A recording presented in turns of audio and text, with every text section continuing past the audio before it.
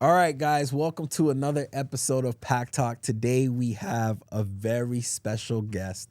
He happens to be one of my close friends.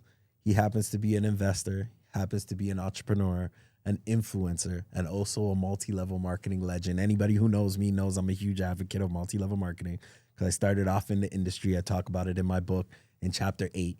And today we're actually going to talk a lot about not just the history of multi-level marketing. We're just going to talk about where this young man came from and how he was able to do amazing things in our city, in our industry, and just in general what he's been able to do and what he's doing right now all over the world. I'm excited to have this young man over here, Mr. Jerome Clarah.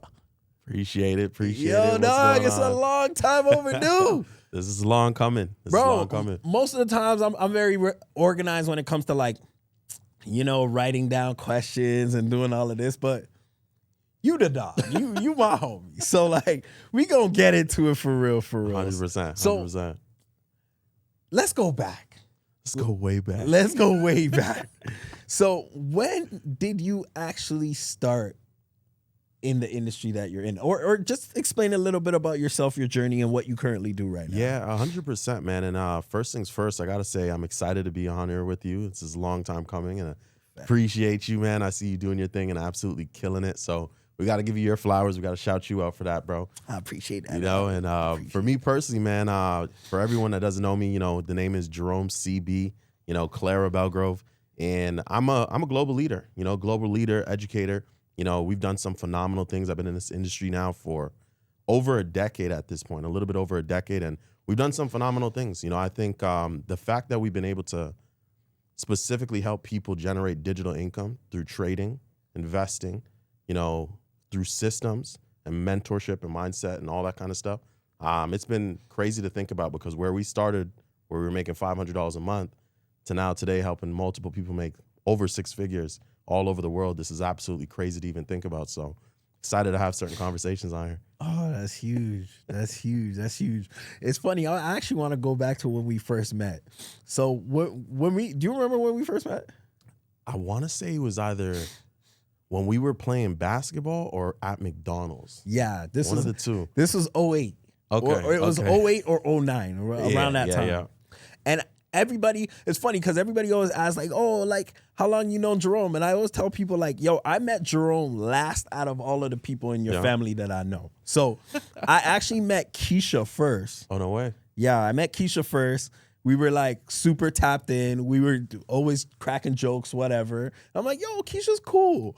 And then I actually met your pops after because your pops hired me. Oh, yeah? And then we were super tight from then. I'm like, yo, Earl, real one. You know what I mean? 100%. And then you was me mugging me in the back with your hat like this. Yeah. And I'm like, yo, why is this guy looking at me like that? And Keisha was like, oh, that's just my bro.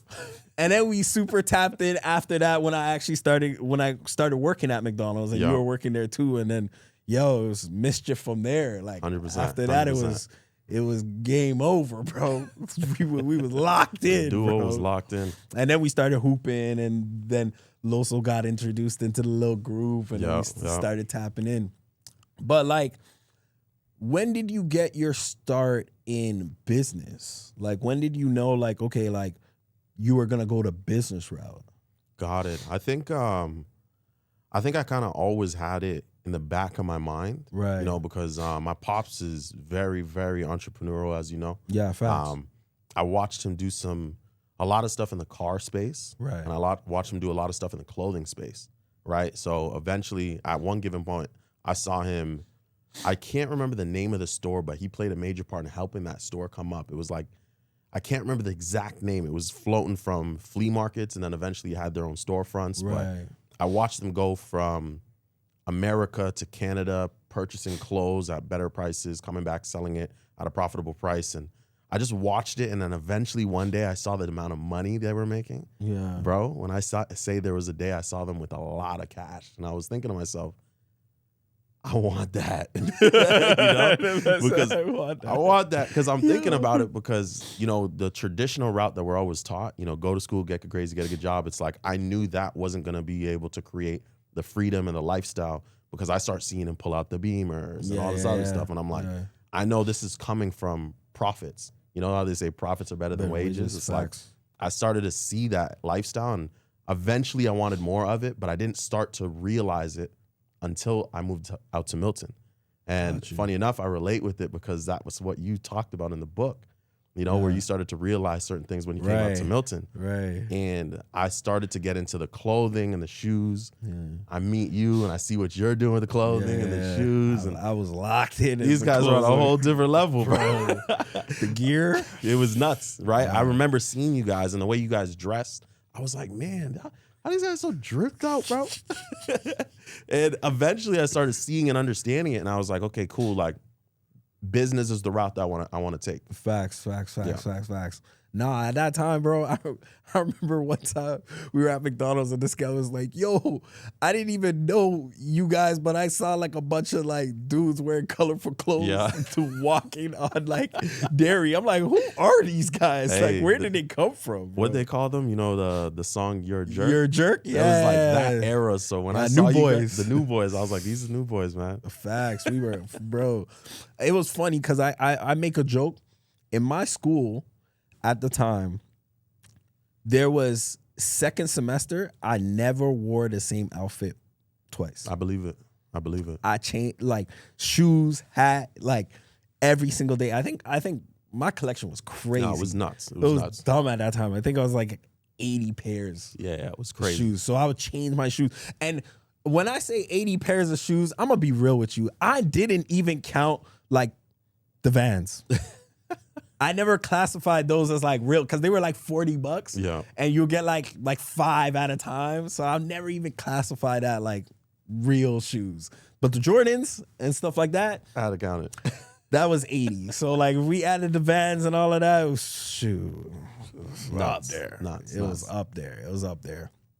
So what happened after that? Like after we done linked up doing business with the clothing and stuff like that, now you're doing things that are a lot more professional. Like when was that like transition into like a more professional space? Because a lot of people usually, you know, end up opening a sneaker store or something along the lines of something that they're used to, but you're in a completely different lane. Like 100%. you're in like Forex and trading and investing and things of that nature, right? So like, when did that transition happen? I would say, if you want me to go way back on when it actually started, right? You introduced me to the industry. You know what I mean? It was funny. I over-exaggerated the industry at that time. Still, I'm not even gonna lie. I believe it. Yeah, I was capping a little bit. Still, you know what's crazy though? You gotta speak as if. You know what I mean? And it's like, a lot of the times people won't follow you because of where you are. They follow you because of where you're going. And I think a lot of people followed you because of where you were going. Man, I was geeked, bro. I remember that excitement, bro. I remember that day, fam. I remember I got the information. I showed it to you. You came to 2 meetings. You fell asleep at both of them. I do remember that. This guy fell asleep at both of them. And I'm like, yo, what do you think? He's like, yeah, it's cool. It's cool. I'm like, bro, what am I doing with it's cool, bro? Yeah. He's like, bro, like the moment you get a check, just let me know. I don't even care how much it is. Just let me know. 100%. I think I got a check for like $16. And then I got another check for like $89. And I came to you, I was like, there's a check. This guy's like, all right, bro. You were working at Honda at the time. I think so, yeah. This guy said, yo, when I get my paycheck, I'm going to sign up. Yeah. I said, I bet.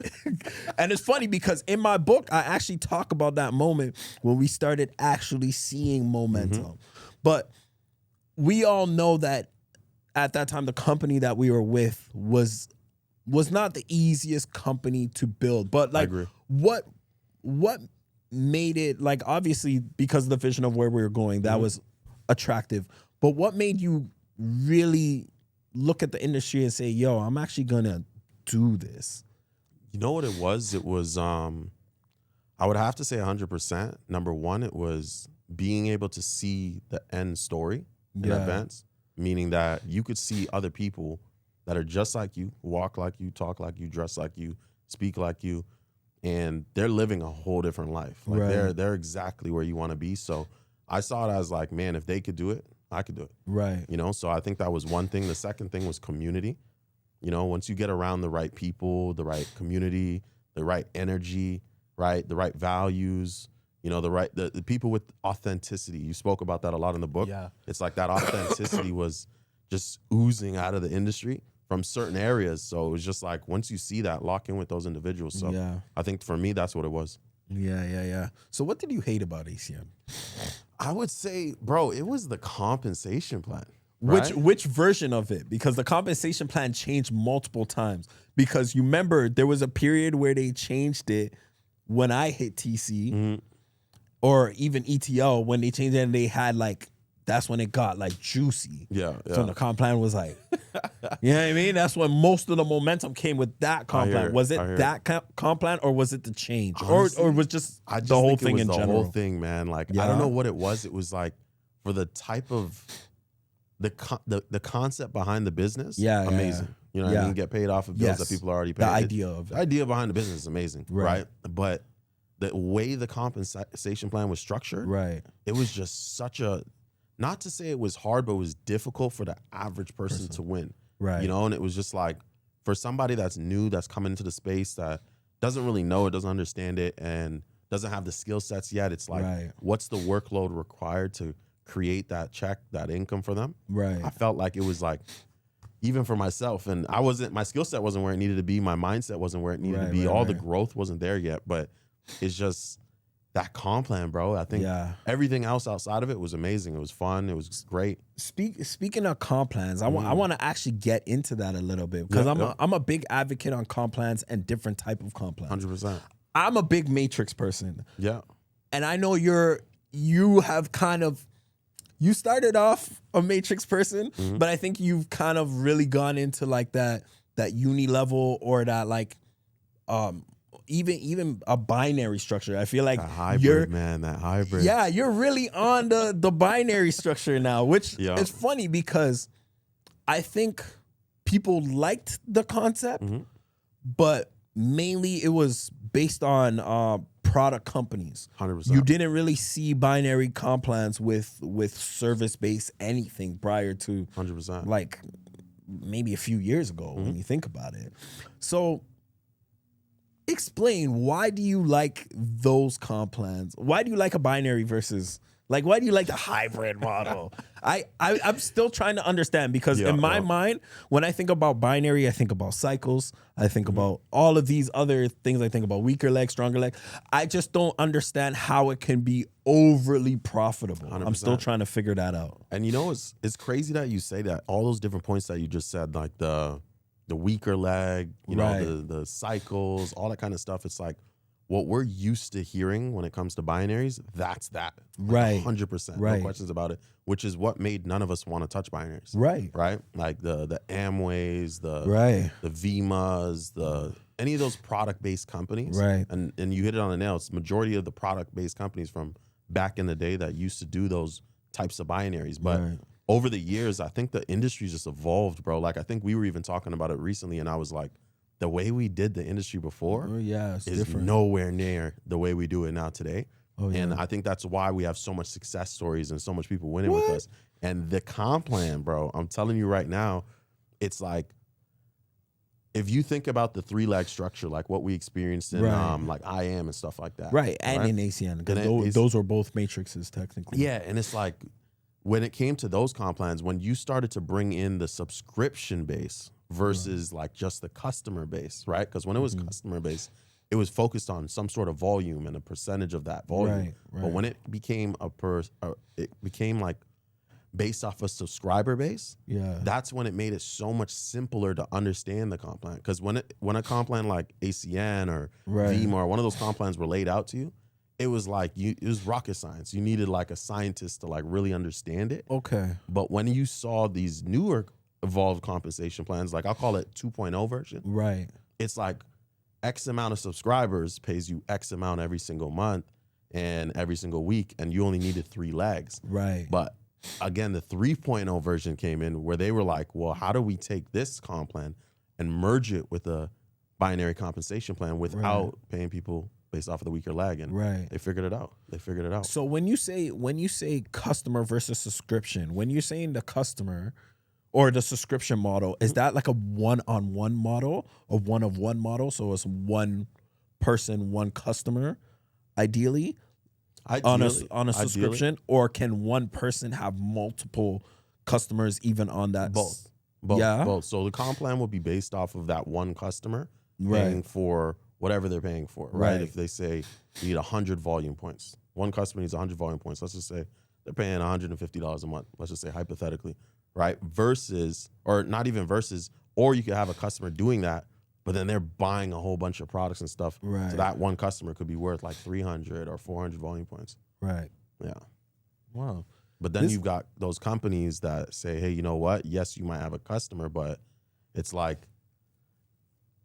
you'll get paid 13% of this based off of X amount of customers in this leg and X amount of this leg, and it cashes out and it cycles and pays you like $30. It's like, So those are the comp plans that are expired. So with it, have you done the math on breaking down what a subscription would pay on either leg? What do you mean by that? Like in general, if let's just say you have a certain amount of volume that comes in a 30-day period, and they fall on different legs. Let's just say 70% of that falls on your hotter leg, and then 30% falls on your weaker leg. Are those percentages similar based on what leg it's going on, or is it going to be massively different? Like, is it going to be like? It'll be predominantly based off of that weaker leg. Right. Because in terms of the bigger volume that you're getting paid on. Exactly. So it's like, let's just say you've got like 100 customers or subscribers on one leg, and then you've got like 40 on the other one.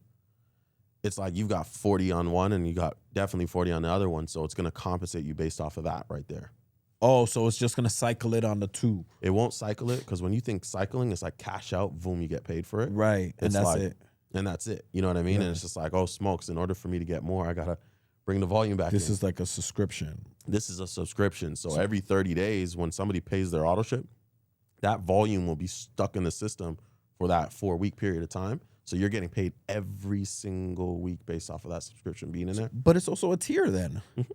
Okay. Yeah, so it's like binary and a unilevel. Oh, That's the why I say unilevel. hybrid. Okay. All right. That makes sense. Because I'm sitting here and I'm saying, okay, that's very similar to how most matrices are built, because it still has that tier system. Exactly. But it's not where it's like your traditional binary where it's cycling and then it cashes out. It's a tier system on the binary. 100%. And that's why I say hybrid. It's evolved over the years. So it's technically a matrix with two legs. You can say that. Yo, this is a real. I'm sorry for the people who don't understand what we're talking about right now. This is a real MLM conversation right now. Eric Worre would be proud. Hey, and let's be super clear. You don't got to understand all this to make money in it. That's not what I wrote in my book, though. That's not what I wrote in my book. But you don't have to understand a comp plan to a T to make money. For sure. You know what I mean? But I do feel like in terms of capacity, you do need to understand the comp plan at least. If you want to maximize it and be profitable, absolutely. For sure. Because it's like, you don't go to McDonald's and not know how much you get paid. It's like, give me the shirt, give me the pants, I'm going to start working. You see what I'm saying? You got to know how you get paid. I understand you're hungry and you still want to start working. You got to understand. Hey, after a month or two, you're going to start to realize, like, I need to know how I'm getting paid. Yeah, 100%. Especially the first time when you see taxes come out your check. You're like, 100%. wait a minute. I thought they paid me this, but who takes this? You know what I mean? That first experience is a real one. No, for sure. But nah, that's real. Okay. Nah, that's really, really dope. All right.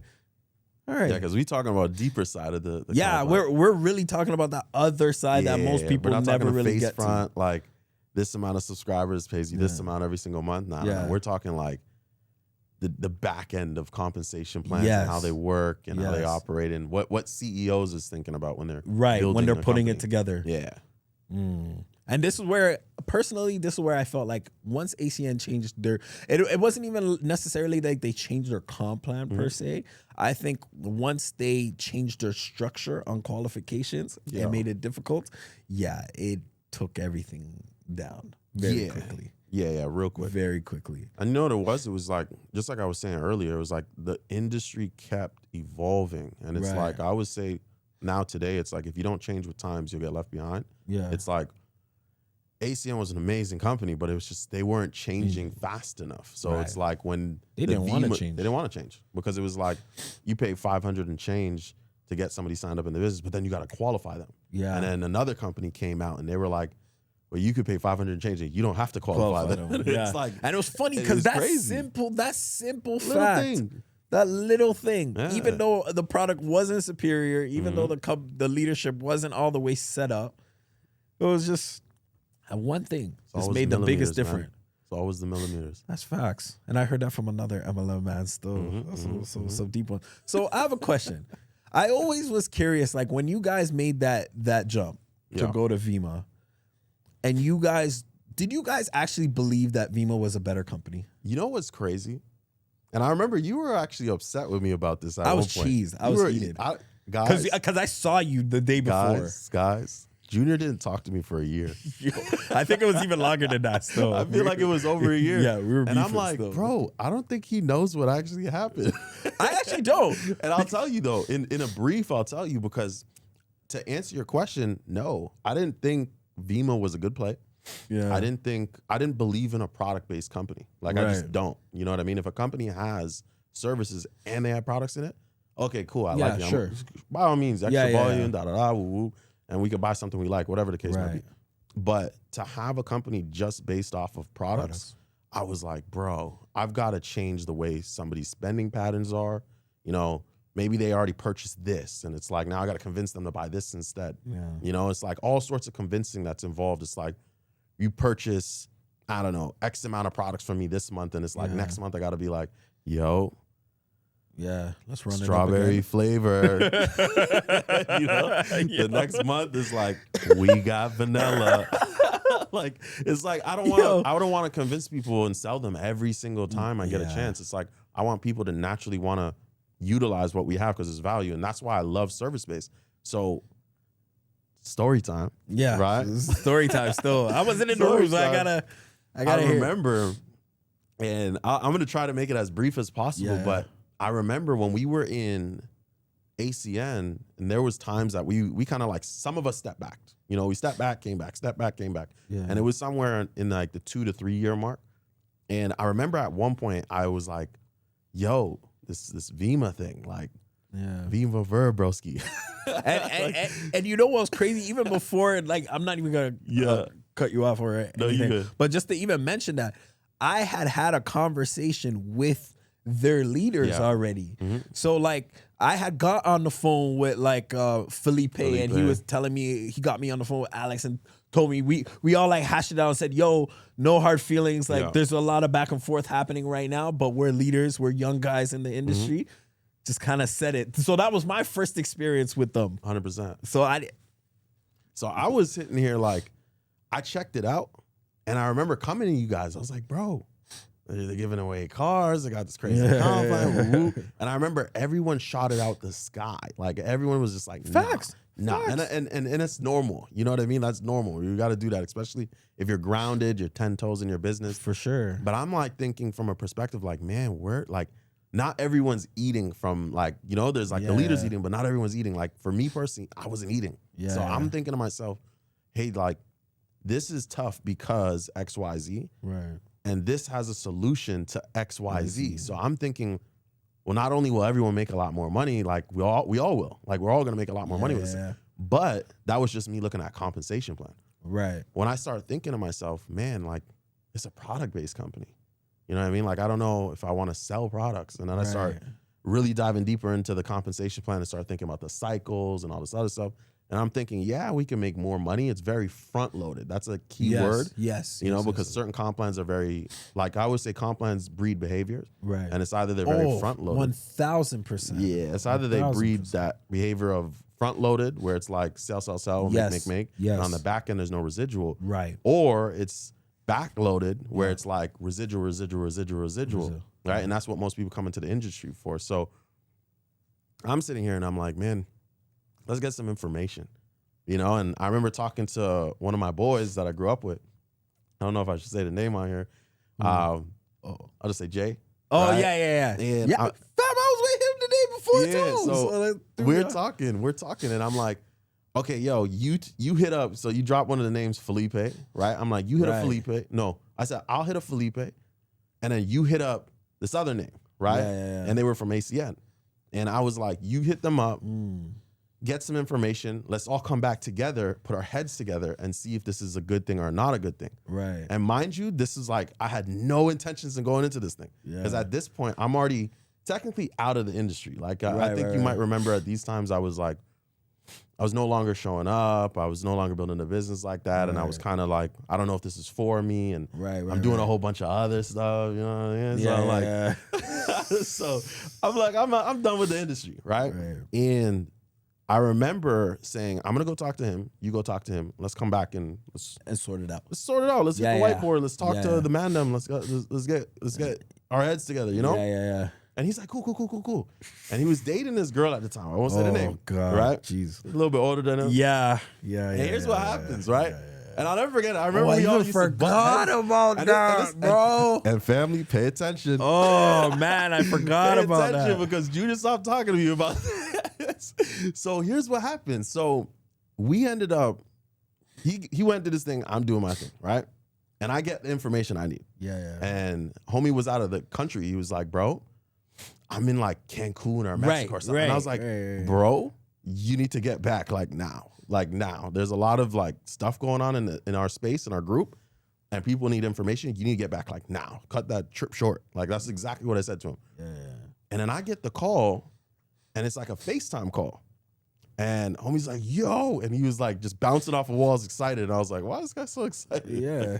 And he's like, bro, guess where I'm at right now? And I'm like, where are you at? He's like, oh, so-and-so's crib. I'm like, who you with? He's like, with Shorty. I was like, what?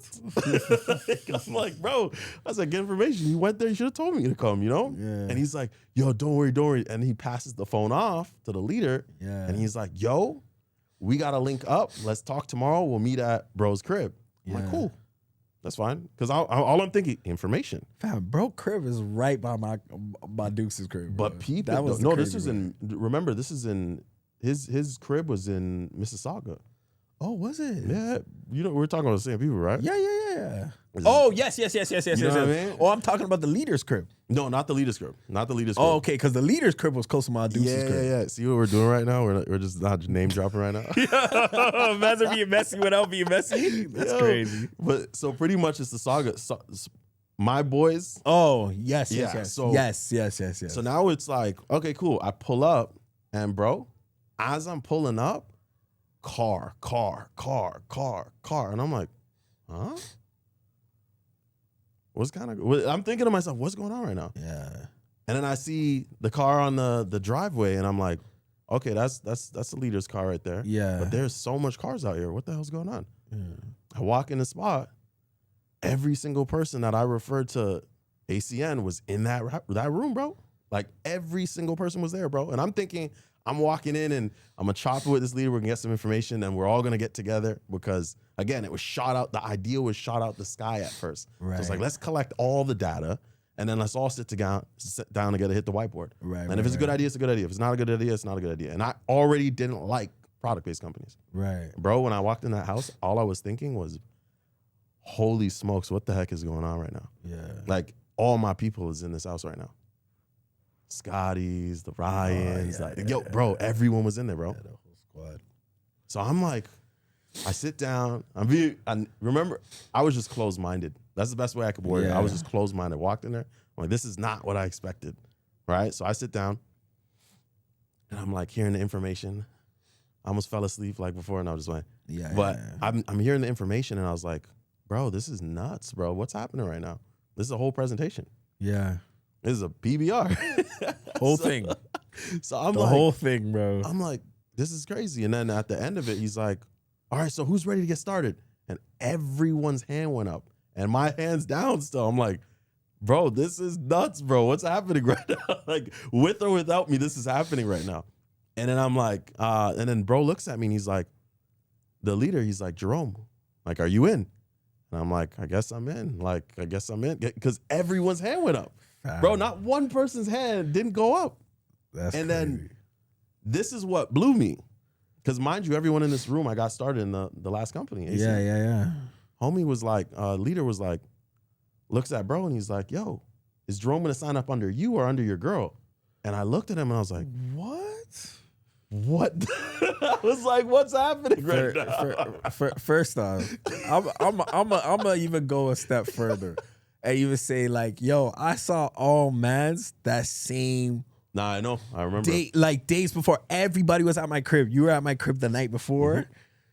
Homie was at my crib 2 days before. Yeah. And I think for me, the thing that crushed me, bro, was I didn't see it coming. Yeah, I believe it. I didn't see it coming at all, bro. I believe it. Like, at all. And the worst part about it was I'm sitting here in my mind after, and I'm like, if y'all really thought this was so much of a great opportunity, why didn't anybody tell me? And that's why I said, bro, when that went down, it was like, it was too late. It was too late because even when I was walking in that house, I wasn't walking into the house thinking to myself, oh, I'm doing this business. Why? And I'll tell you why in a second because I told them why. But I'm walking into this house thinking, okay, we're going to get info.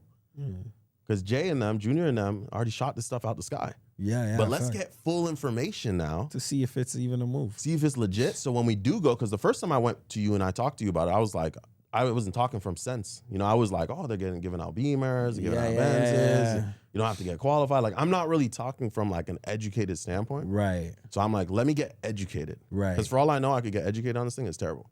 Right. Right. So I'm like, let me get educated. When I got in that house, bro, it was already in motion. Yeah. So you were caught off guard. Fact. I was caught off guard.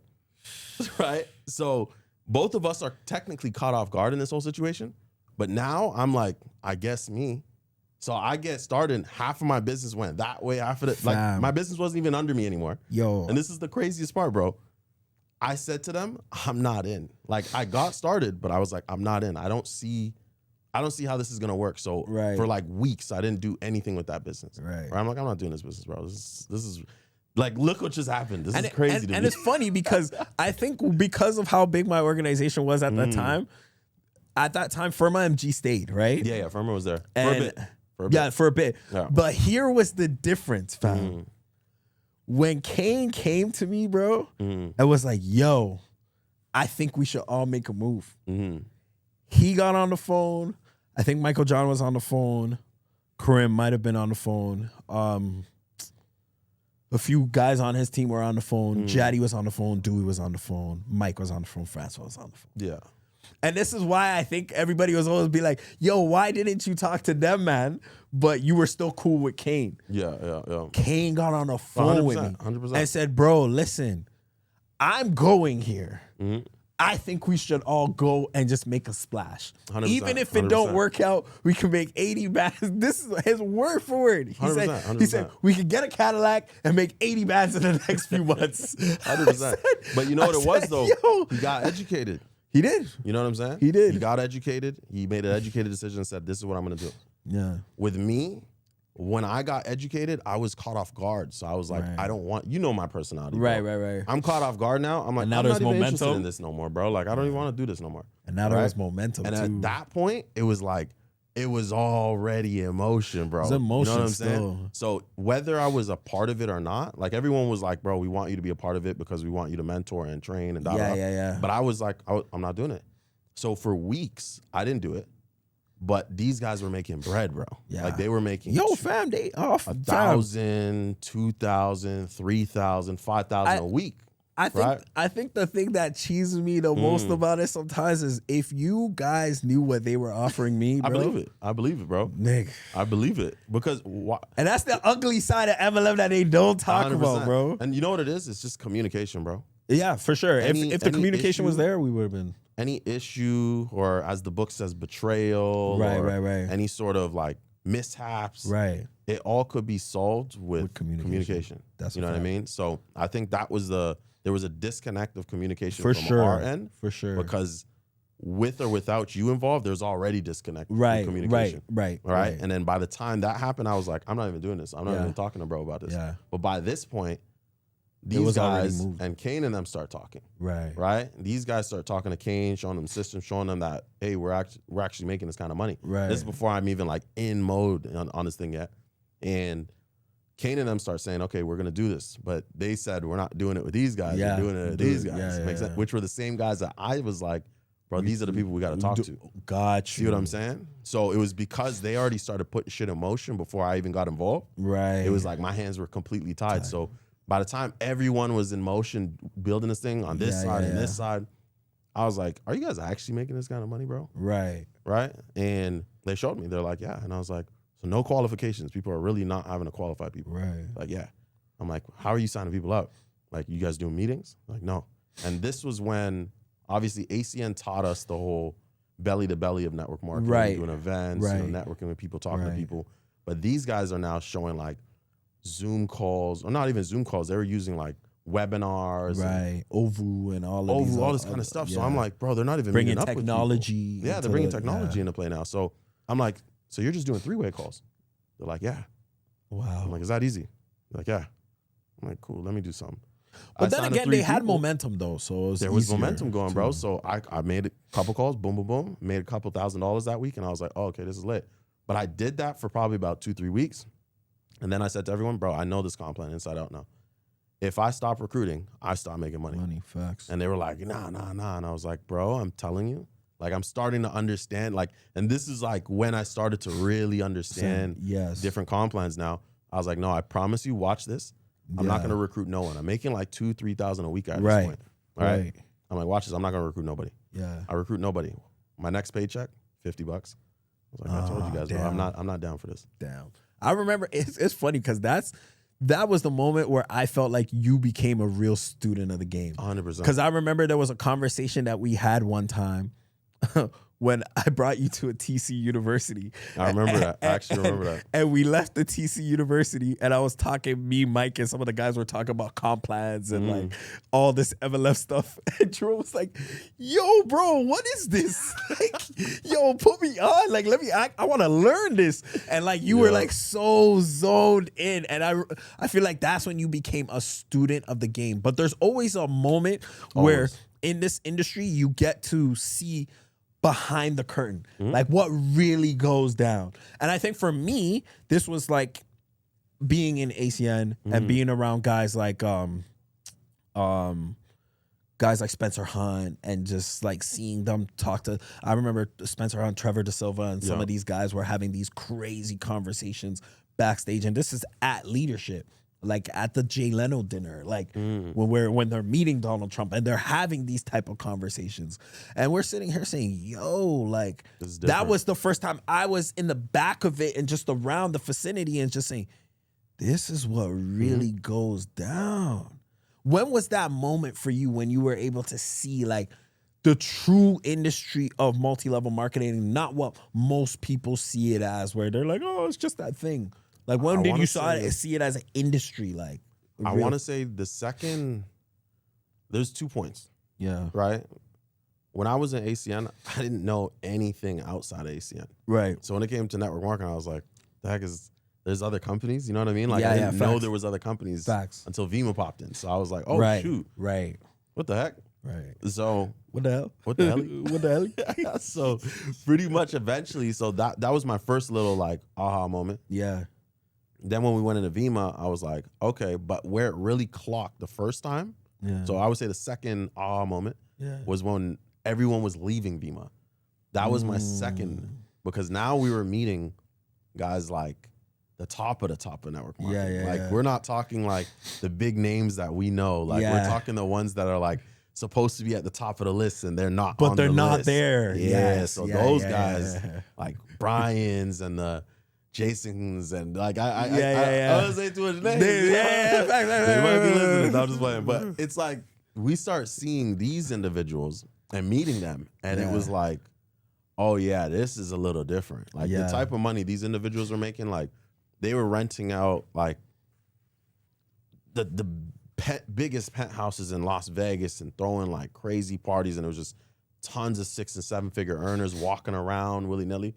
And people just having conversation. I started thinking to myself, like, this is number one, there's a whole nother level to this thing. Oh, yeah, facts. But then when I started having conversations with them, I started realizing, like, you said like the deals they offered me. I never heard of deals until this point. Right. Because at this point, it was like when people were leaving Vima, it was like, they were just leaving. Bro, people were just leaving, but it was like these leaders and these top players and these top leaders in other companies and CEOs and stuff, they were like flying people out, bro. Like it was like this was before girls were being flown out. Yeah, Like, for real, like, for real. Like it was happening. It was like, yo, it was headhunting time. Like we're talking. They like, were recruiters. Yeah, like they were really headhunting some of the Yeah. top players in the space, and the next wave, which was us, and it was like, hey, we need you in Utah. Hey, we need you in Denver. Hey, we need you in Miami. Hey, we need you in LA. And it was like, boom, fly out. Like hotel stay, everything's taken care of, food, da. We get to the airport. I'm seeing a bunch of the homies in a Sprinter van, and we're all just jumping in, just vibing, getting lit. Get to a spot, there's R8s and Maseratis and Ferraris, and bro, they were like whining and dining us. And I'm thinking to myself, this is kind of crazy. Facts. And when the meetings start happening, Right. it was a different conversation. Like Facts. I'm hearing like people will work their face off to hit to a rank like RD, like an ACN. Facts. And we're sitting in these rooms and they're like, yo, everyone that gets started, we're gonna start you at RD compensation. Like I was like, what? What do you mean? So everyone in the room is gonna just magically start making 5 to 10 bands a month. Like I'm thinking to myself, there's another level to this. And facts. they start hearing about ghost lags and this and that, and I was like, bro, there's a whole nother sport to this business. Yeah. And it's funny because if you don't think it exists in your company, you'll be shocked, because even when I found out, when I was kind of like over ACN, I would hear like other people trying to recruit me into their teams. It was like, oh, we'll start you here. And I was like, what? You know, I worked 6 years to get to that position. 100%. What are you talking about? I could just come here and, you know, we're good. Yeah. Yo, I have one question for you, because we gonna get into it. If you're going to choose your top 5 multi-level marketers, top 5, dead or alive, okay, of all times, in your point of view, and maybe one honorable mention. Toronto? No, in the world. What do you mean? Oh, like just top network marketers. Top network marketers. Okay. That you would put like in your top 5. Top 5. And I'm gonna do my top 5. Okay. I'm gonna say number 1. I'm gonna say David Emanite. Oh yeah, for sure. Right? David Emanite is number 1. Number 2, Yvonne Tapia. Okay. Number 3, Alex Morton. Yeah. Right? Alex Morton. I gotta Facts. my bro Alex, I gotta say Alex for sure. Facts. Right? I always knew Alex's influence was heavy. It is. But I saw certain things over the last 6 months, and I was like, he's different. He's a little different. He's different. Right? Especially for our age demographic, he's different, bro. Different.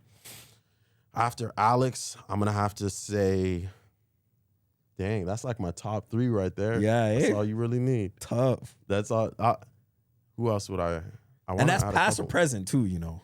Yeah. If I want to tie in like the Simons, Yeah, like Simon Abood. Bro, I gotta tie in a Simon Abood in there. Goat. And who's my 5th? My 5th. Holy, be careful with that 5th, Right, that bro. 5th might be crazy. Careful with that 5th. Who am I gonna throw at the 5th place? I don't even know who I would put at that 5th. Yeah? Bro.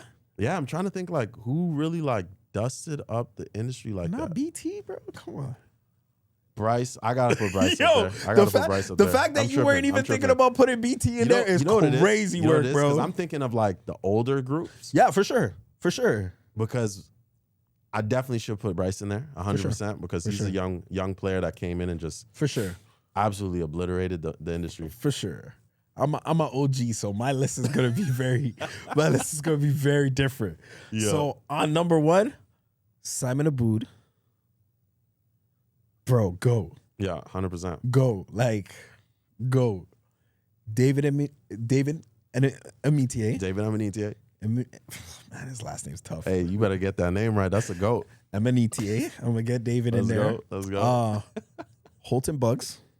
Oh yeah. I'm gonna get Holton Bugs in there. I will 100% Max Knowles. Oh yeah, bro. I'm forgetting all these. You're guys. nuts if you're not putting Max Knowles in that list. Yeah, I'm forgetting all these. I'm gonna put Alex Morton as my 5. But Max Knowles, no, we need a special shout out for that guy because I had never 100%. seen anything like that in my life. I went to an international event and any stage, bro, right side of the stage, Dynasty looked like Sparta, bro. 100%. That black and red, bro. That black and red. Fam, I went to go sit in their section one time, bro. And then at this one, I met Carlos. I met Carlos From Miami. from Miami. Mm-hmm.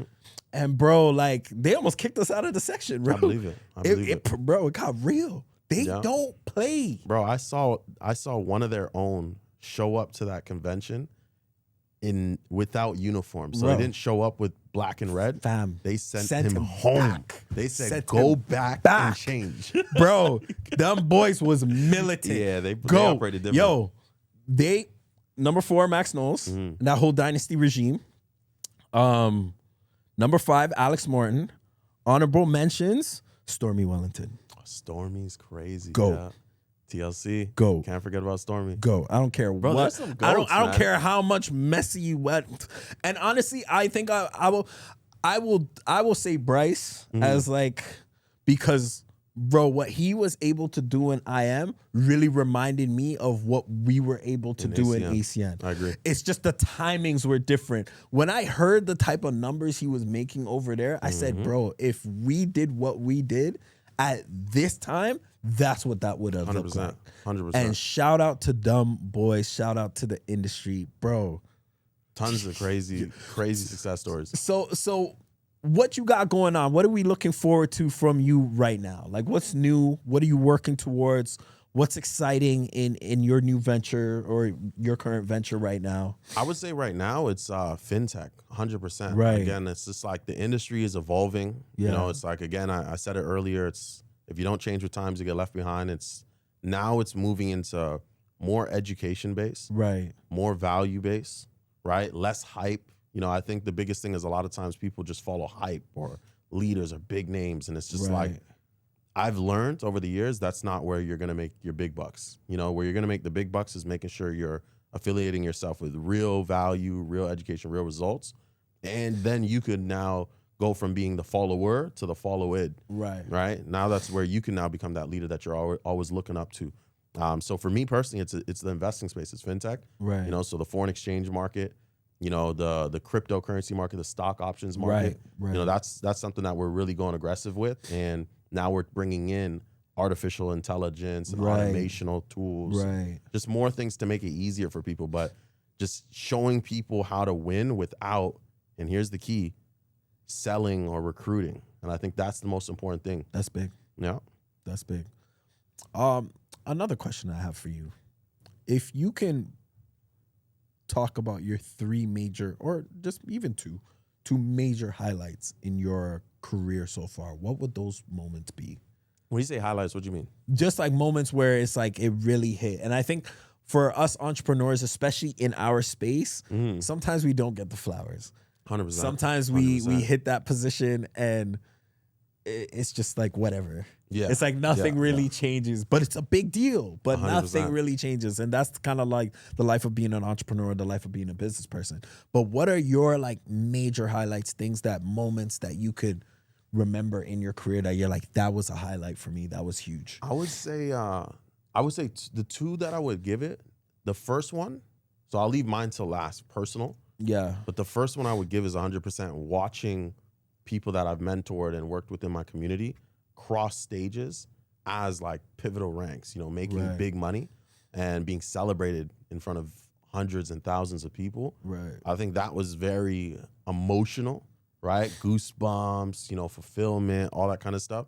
I think that was one of the big breakthrough moments in my career, was watching people that we helped actually hit those levels and change their lives and help their family out and all that craziness, bro. Like, it's like watching somebody come in and say, hey, this is my goals, this is where I want to be, and it's like they just hop in their beat up, rusty Acura, whatever, and it's like they're doubting themselves, right? They're having all these like limiting beliefs, but then watching the journey and then watching them being celebrated on stage, and it's like driving a Benz, living in a dope condo, they're helping their family pay mortgages and pay off debts. And bro, I think that's one of my biggest things, just watching people that we helped accomplish that stuff and just win, bro. I think that's like one of the most important things, because like we say it, help enough people get what they want, and you'll get what you want by default. And, we say it all the time. You know, you want to get rid of all your problems, help enough people get rid of their problems. Like, it's all the quotes that you hear, but it's just like to physically experience that different feeling. And then my second, bro, would be hitting 25,000 American a month, bro. Like, I'm not gonna lie to you, bro. That's big. Those were times that we used to talk about all the time, bro. Remember the Civic? I used to pay for times like this to rhyme like this. You know what I mean? Like, it was really like one of those. For real, because we used to talk about it, man. Like the Acura days. Facts. Back in the Honda day. days. Acura days. Right? We used to talk about this stuff. Late night conversations in the cars. Like all of us just in the whip just talking about where we want to be. McDonald's. Yeah, like, bro. I'll say like. Wait till I get my foreign. Yeah, you know, like just officially smacking 25K American, which was anywhere between like, we were doing anywhere from like 35 to 40 a month now. And it's just like, and that's not including what we're doing investing and right. driving the car we want and living in the condo that we want and helping out our parents the way we want and helping out people the way we want. Like that was the click, because just like you were saying, it's like most of the times leaders don't really get their flowers. It's you know what I mean? So when we accomplish certain goals, it's almost like, we're like, why aren't you so excited? And it's like, bro, if you even knew what we had to go through to get to here, bro, like, it's like, I can't even, jump for joy at this point. Like, what? If we were going to break down this whole thing, first off, if you really want to get the information, get the book. Get the book. 100%. Get the book, read the book. You'll get a lot of this. But we could be on here for 2-3 hours talking about 100%. this. Because 100%. most of us, like, we had experiences being in the industry young, bro. Mm-hmm. Like, I got in the industry, I was 18 years old. 19? You got in when 18 or 19? 19. Bro, got in young. We're young. Like, guys are in their 30s. We're talking about growth and business and personal development. Like, bro, listen. It was early. Long time coming up. But that is, brother, that's amazing, fam. Appreciate you. I'm grateful for you, bro. Not to cut you off, but I'm grateful for you because, and I know you spoke about it in the book too, but it's just like, if you didn't show me the industry, I don't know how things would have played out. Fam, I'm being completely honest, because this industry changed my life. I think about that. I think about that all the time because I'm sitting here saying, sometimes you introduce this business or this industry to people. 100%. And I think for me, the shocking thing is the people who are killing the industry are usually the people that I didn't expect to stay in the industry. 1000%. Like I thought like, oh, you would probably do this, probably enjoy it for a little bit. We'll make some money. And then you'll probably, end up opening up a car dealership or something later 100%. on. You know what I mean? Or something, I would have never expected that you would have stayed in the industry as long as you did 100%. And still in the industry, still helping people, still working. Like, blows my mind till this day. And a lot of people, like whether it's Kane or whether it's Dre or some of the people who are still in the industry, still doing well in the industry. 100%. It blows my mind still, because it's like, it's funny because I'm not in the industry. Yeah, it's crazy. Like, it's crazy to think about. That's the joke. I'm not in the industry. And I know everybody be telling me like, oh yeah, when are you coming back? If the right offer, right compensation plan, right leadership, I'm never opposed to it because I have love for the industry because I know what it did for me, bro. Yep. Talk about it in my book. That first week when I saw that, you remember when I got my first check? I remember. You know what they say? Online? They'll be like, yo, I ain't gonna tell nobody, but there gonna be signs. There's gonna be signs. I promise you, the day I got 5 figures in a month, 5 figures in a week, the man them knew. Yeah, 100%. The man them knew. I was at Harry Rosen, increasing the wardrobe every week. Hey, I remember Junior took his whole wardrobe and damn near got rid of it. Facts. And he was out shopping every single day. Facts. It's crazy. I pulled up to that foreign and felt different. Yep. What? The Audi came out, the Benz, the 5 Series came out. Man. I remember those. Once I had the Audi in the 5 Series, it was over with. Yeah. The Audi was one thing. The moment I got the 5 Series 2, mans are like, what? Nah, this guy is killing me, bro. Right. Mans are signing up just because. 100%. Just because. But no, the industry has done so much in terms of change our lives. And I feel like sometimes people who don't understand it will view it in a weird way. 100%. Because they're uneducated about it. I agree. I was just like that. Remember that first year? Yeah. When you fell asleep in all the meetings. Fell asleep in the meetings. Told these guys they were going to go to jail. It's illegal. They're running a said, yo, I need new friends. It's one of those things. It's one of those things. I was one of those guys. Being super skeptical and hard-headed. Nah, but I'm glad to see where you're at right now, fam, and pushing it and changing lives, bro. Appreciate that. Fam, thank you so much for coming on this pod. Appreciate this was a real high level conversation when we're talking about multi-level marketing. I don't even think people are gonna watch this and really understand what the hell is going on. But 100%. if you ever been or if you're interested, this is where you're gonna get a lot of the gems from on the industry and the inner workings of the industry. Those who are watching this, please like, please subscribe, and please purchase my book. And you'll get way more information. Thank you guys so much. Pack Talk.